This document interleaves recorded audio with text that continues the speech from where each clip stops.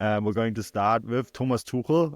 The international break has provided us an incredible storyline. The first German manager in charge of England, the third foreigner to be in charge of England.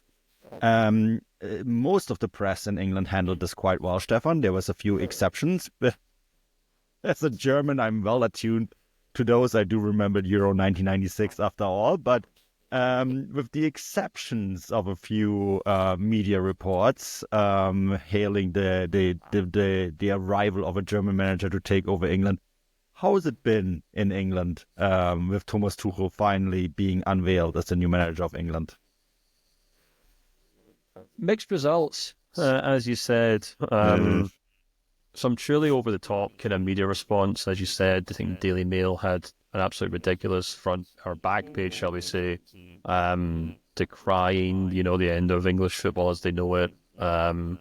Few articles, obviously, throughout the press, kind of bemoaning the appointment of a foreign head coach.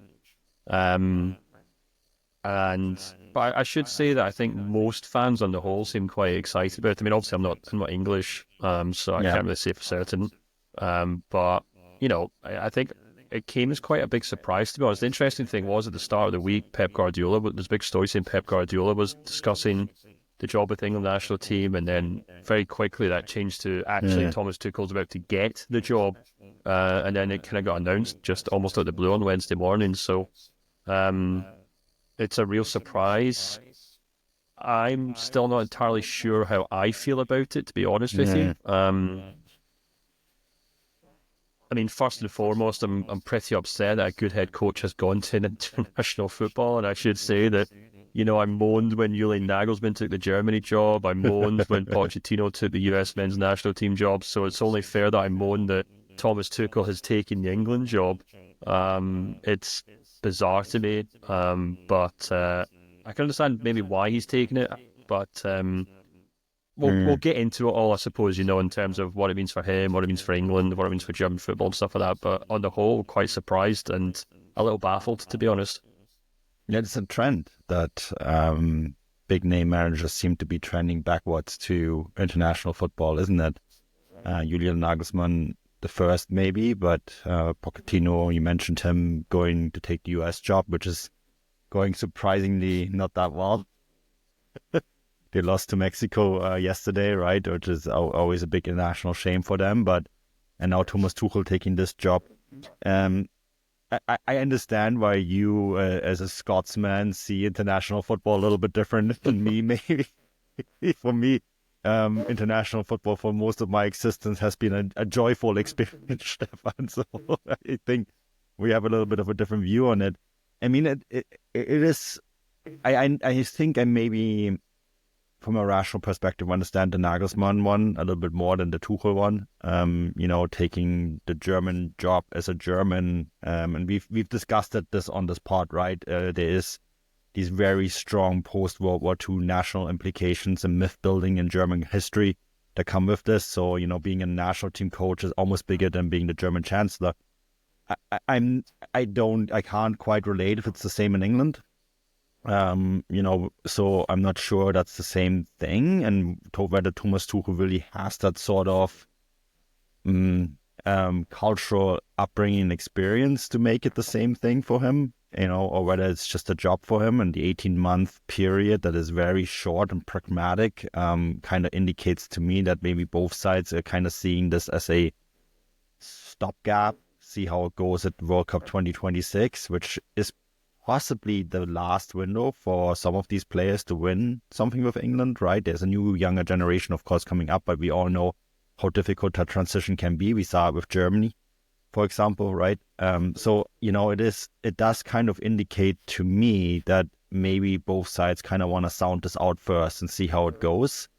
But it's also kind of interesting to me that for me, maybe it is a way for Thomas Tuchel to get back to England. Right, there weren't any good positions available at the moment. There were these conversations with Man United, and I actually, to be honest with you, went to bed last night thinking I wouldn't be shocked if I wake up in the morning and Man United had done a last-ditch effort to sign firing Erik ten Hag and signing Thomas Tuchel instead.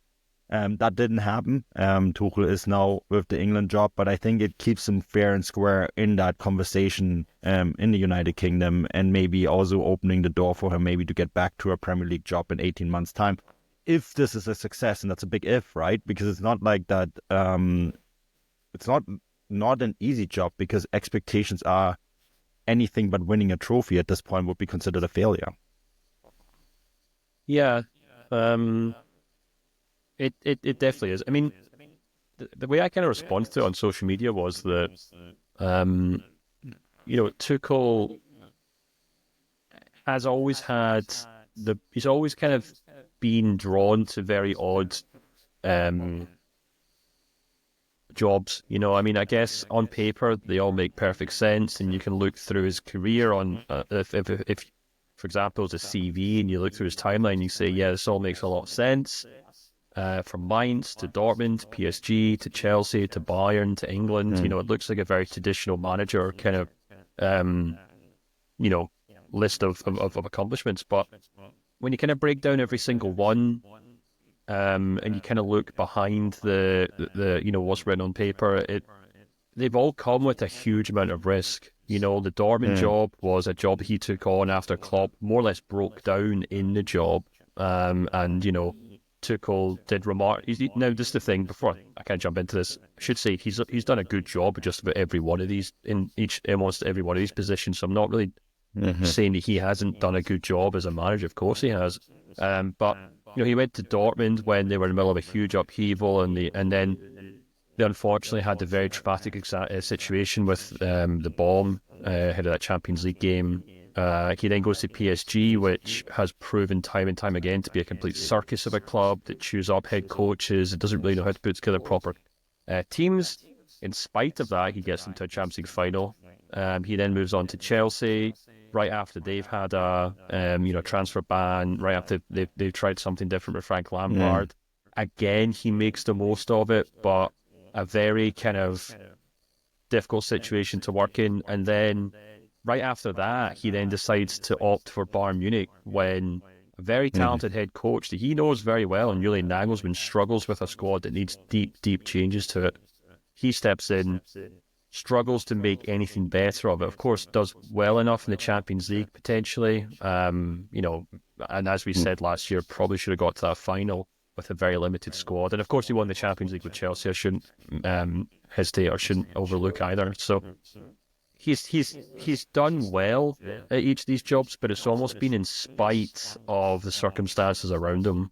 And I do kind of wonder if he kind of looks at these jobs, and I'm kind of drawn to PSG, Chelsea, and Bayern Munich, where I wonder if he looks at these jobs and thinks, well, my strengths undoubtedly lie in setting teams up to win knockout games in these kind of one-off fixtures where I can kind of analyse the opponents, I can set the team up a certain way, and usually I can win these games. His win ratio in the Champions League is remarkable.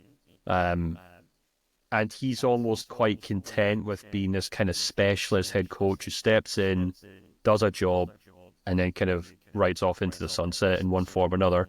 And it doesn't seem to bother him that that usually ends in a pile of smoke and the whole thing being on fire when he leaves. And so I wonder if he's kind of looking at England job the exact same way that he's looked at Bayern, he looked at Chelsea, looked at PSG, where he thinks, well, I'm not going to be there forever, and I can maybe have a good swing at winning something with them.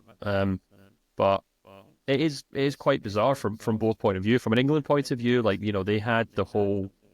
kind of set themselves up to kind of, they were hoping, or at least this is what they portrayed in the media, that Gareth Southgate would be the start of this long process of England head coaches coming one after the other, trained by the English FA, and would kind of, establish this kind of new era of English national team where they have English coaches who got the players and they can start competing for major trophies. And they gave Lee Carsley about 2 or 3 weeks to prove that he could do it. He didn't do that. He slipped up against Greece. He was kindly sent back to the 21s. And it's almost like they pulled the emergency cord and Thomas Tuchel hopped out of a cupboard somewhere and says, right, I'm ready to take on this job. And again, it's a situation where, there's a lot of turmoil. There's a huge kind of upheaval. no one's quite sure what's going to happen going forward, but Tuchel's going to step in, do what he can. Maybe Mm. he'll be able to do something over the next kind of 12, 18 months. And then he'll probably ride off into the sunset, as he always seems to. I think if you survive coaching the Bavarian national team, then you're okay coaching England. No, but it is fascinating what you mentioned there of the knockout stage kind of coaching. His ability there is quite strong, and I mean even the last Champions League where they came so very close. They were one Manuel Neuer a mistake away from knocking out Real Madrid and then playing Dortmund in the final. And prior to that, even at PSG, he reached the final, right, and lost to Bayern Munich in that game. So his record in that competition is strong. Even when you just take the fact of away that he won it with Chelsea. And so that could translate to the national team. I say it could, and it might not. There's some other teams out there that might have a word about this. One Julian Nagelsmann, the Spaniards, etc.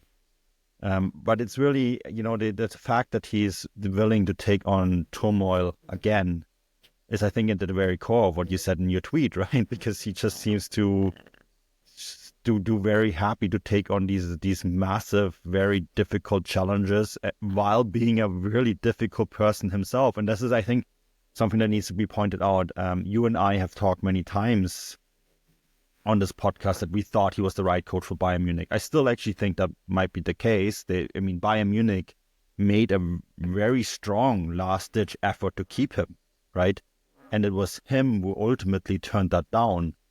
And I think that is something really important to point out here. He got fired from the Bayern Munich job, but ultimately, actually, he got not, because they wanted to keep him when they couldn't find another solution. And it was only then that they settled for Vincent Kompany. Like, let's not rewrite history here, right? It wasn't, at the end of the day, it wasn't like Bayern Munich really wanted to get rid of him. In fact, Max Eberl spoke often about, whenever I was in the mixed zone, or I spoke to him at least, he made the point that the Thomas Tuchel decision was a decision that was made before his time. So, although that ended in tears, quote unquote, it didn't really. I mean, Bayern Munich would have been more than happy to keep him. And I think that also speaks to Thomas Tuchel and the way he's navigated that very difficult situation. And I think it might actually set him up really well for what's to come in England. Yeah, I mean, I think on the face of it, he's obviously one of the best head coaches in the world. And it sets up that World Cup fascinatingly well, that you've got Tuchel, Pochettino and Nagelsmann all, pitting themselves against one another.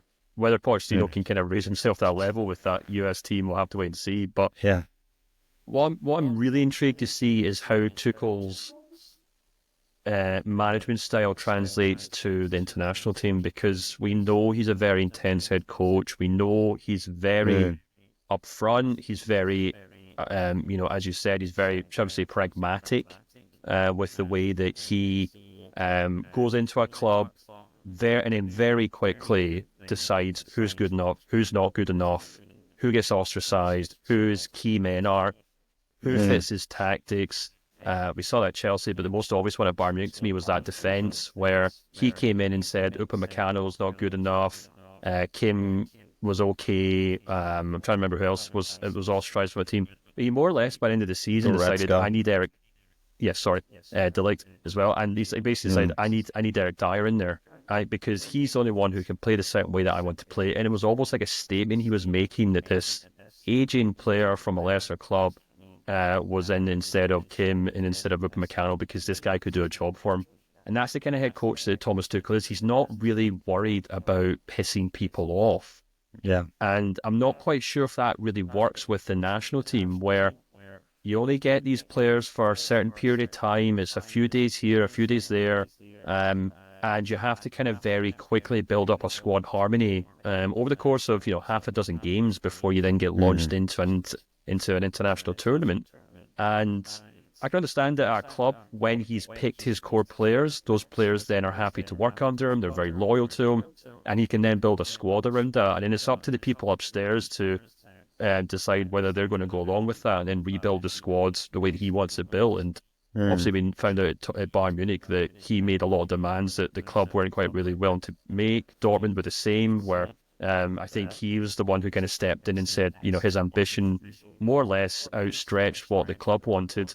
Um, of course, they had some high-profile fallouts at PSG as well. So it'll be interesting to see if he can navigate those issues with a star-studded squad at England, because it's the Mm. complete opposite of what Gareth Southgate did. Gareth Southgate was very much this inclusive, everyone gets a shot, and I'm going to be loyal to a fault with the players that I trust, whereas Tuchel's Mm. very much cutthroat. I need you to do a job for me. I need you to do the specific job in my specific tactics, or you're out the door. And I just don't know how that works when he's only got them for certain periods of time. Yeah. And not to mention the fact that, I know this really shouldn't matter, but he's not English. He doesn't have a huge history with a lot of the players. Whereas someone like Julian Nagelsmann obviously has a huge amount of history and Mm. experience with a lot of the players in the German national team.